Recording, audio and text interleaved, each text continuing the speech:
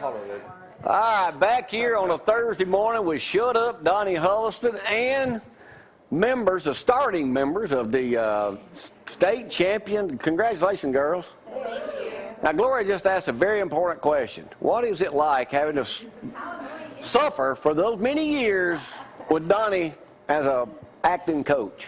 I wasn't acting. I did the press box and announcer. All right, now you got thrown out a few games, didn't you?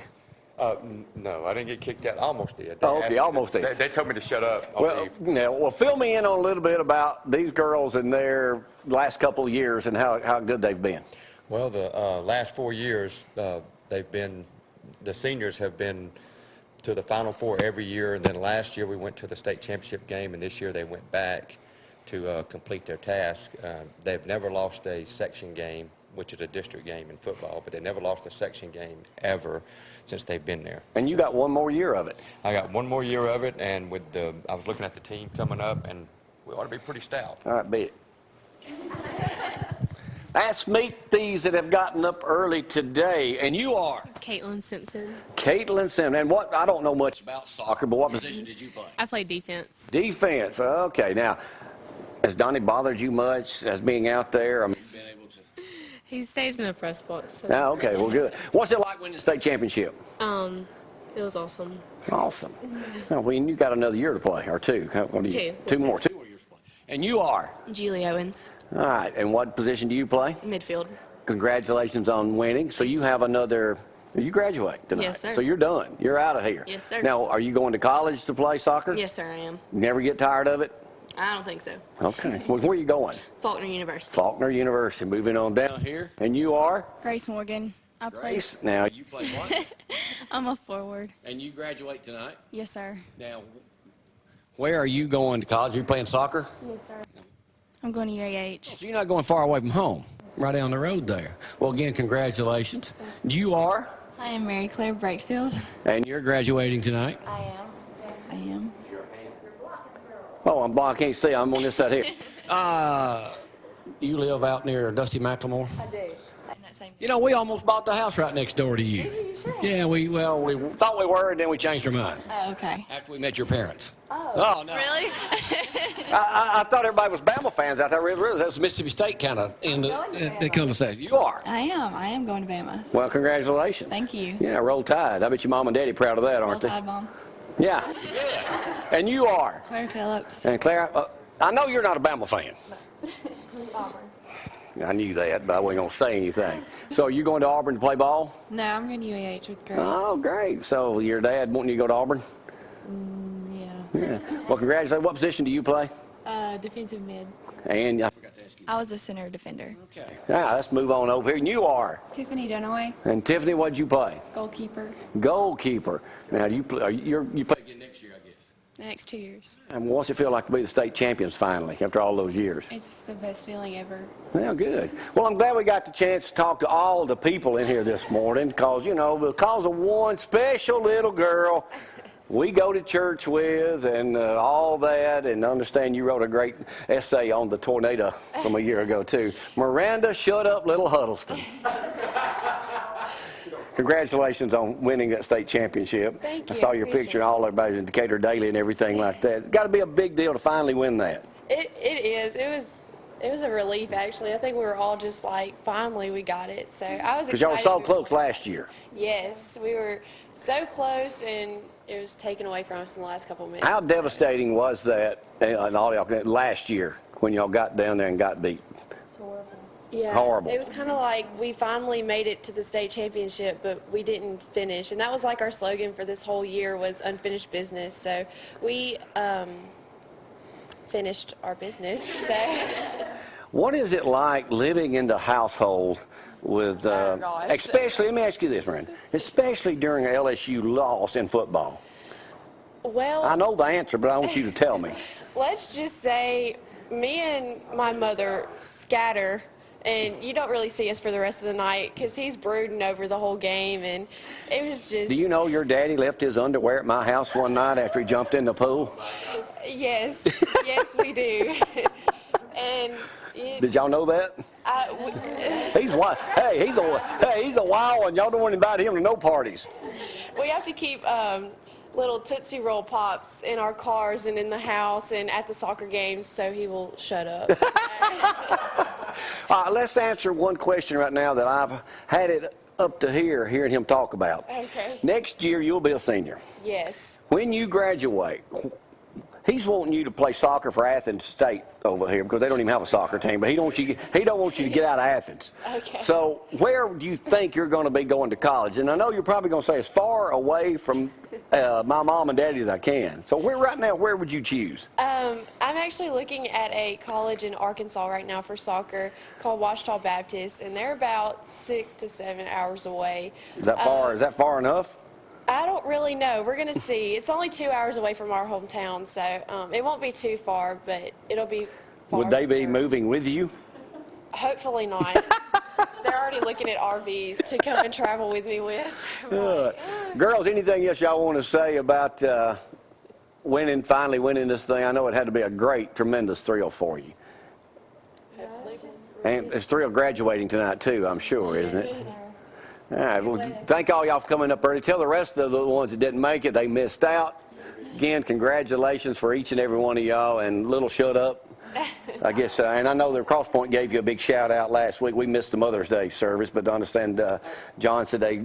Claire encourages me to holler during the game. Claire Phillips all the time. She goes, Is that true? It helps me out. So it makes me like mad sometimes. I like play better.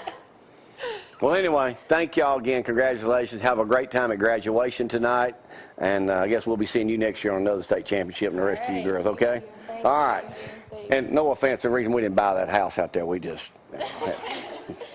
it was too close to Dusty. So I had to get out there. Hey, it's time for Roadrunner. Danny Johnson right now. I think Danny went to a battle down at the Donnell house a couple of weeks ago, and he's going to share that with us right now. Don't forget, I won't be here next week. Y'all be seeing this again on Thursday. Have fun. I know where you're going, too. So he didn't ask me to. No, I'm talking about tomorrow or the next day. All right, let's go to Roadrunner right now. Here's that video from Danny Johnson. We'll be back in a little bit. Y'all hang on. Thank you, girl.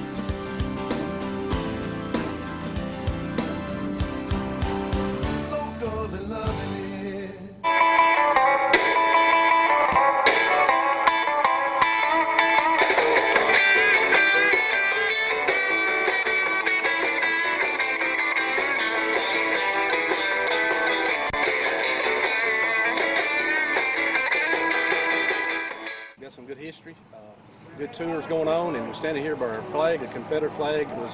You would seen a flag like this in a lot of part of Athens during the mid-1800s, right? Yes. Yes, sir. Hey, Larry, how you doing? I'm doing fine. How you doing? Have you got a pretty good turnout going on? It's decent, pretty good for the weather. I think the weather's kept some people away. Boy, this is a nice handgun you got here. What'd you say this was, a 44? That's a 44 caliber 1858 Remington model.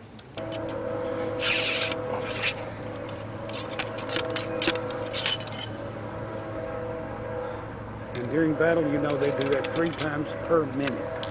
Wow. Ready position. The Yankees in the tree. Okay. Pull the hammer back. You turn it over and the There it is. drop it. There you go. All right. Aim. Fire in the hole. Cavalry, that's a saber. Saber. That's a saber. In other words, a good cavalry officer would have about 4 of these. One on each side of his belt, one on each side of his saddle and holsters. Uh-huh.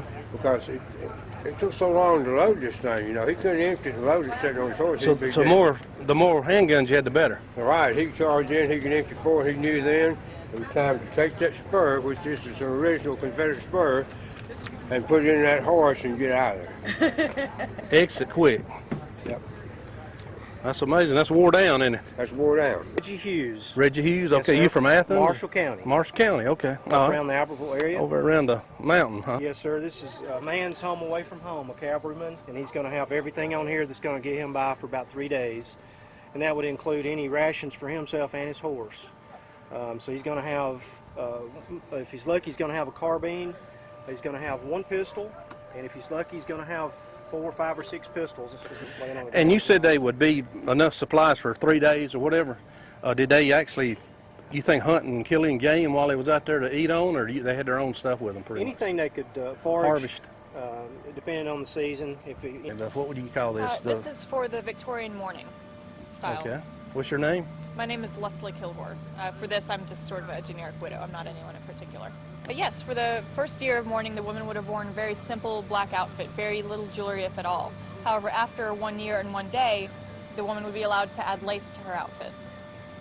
So, after the period of grieving, then they was available again to find them another beau, right? Exactly. Okay. However, she would still continue the mourning period for the full 2.5 years. 2.5 years. Mm-hmm. Thank you. Of course. Hope the right man comes by. Thank you. Okay, this is Danny Johnson. I'm here with the descendant of the Donald House. It has quite a story to share with us today. And William Henry Doherty's descendant was here and was involved in this story. So I'm going to go ahead and let Miss Jackie Reeves kind of kick us off and tell us a little bit about what was going on here back in the mid-1800s. Right, exactly 151 years ago. When we were here, the family was here. It was the Union soldiers had occupied Athens during the sack of Athens, and they were camped all around in the house. And Nanny Donald was a 16-year-old daughter who was dying of scarlet fever. She was up in the second floor bedroom. And her mother came out, Maria Donald, and asked the soldiers below if they would keep their music down. They were very loud, their language was coarse. She told them that her daughter was dying. The doctor could not come to see them because he didn't want to pass through the Union soldiers. So she asked if they keep their noise down, and she explained that her daughter was dying. And so the man in charge, the officer in charge, gave the answer, then she can go to heaven listening to Yankee music. And she came out with her chamber pot and emptied it out onto the Union soldier nearest the window, Mr. Dougherty. And as a result, then Nanny Donald did pass away. We wound up here in Athens, and we needed a place to rest, so we came to this most convenient place called the Donnell House, and we just made ourselves at home, and we had a good time eating. And I was about to eat my meal, but she threw that contents of the chamber pot on me, and so glad that she didn't throw the whole chamber pot on me. It made me very upset because I had volunteered to come and free the slaves in this part of the country. And it ruined your... I'm here with Colonel Churchin, who was in over the regiment that came in here and pretty much took Athens over and supposedly ransacked it. What is your take on that? It's two sides to every story. Well, I had come in with General Mitchell, and we had taken the depot, and tells them I shuts my eyes for an hour. Let them do whatever they wanted to do. At the end of an hour, I didn't think they had done enough damage, so I says I shuts my eyes for another hour. And of course, they did the damage they did. At the time, that was called the greatest military atrocity against civilians of the war. And I, of course, General Mitchell was told by Washington to reprimand me. Mitchell refused. I eventually went on trial. My wife worked the back halls of the Senate. The trial lasted for about a year. I was found not guilty and continued on with the war. And did a number of enterprises, and finally, in 1901, died in a mental institution in Washington. Well, you look pretty good for a dead man, you know what?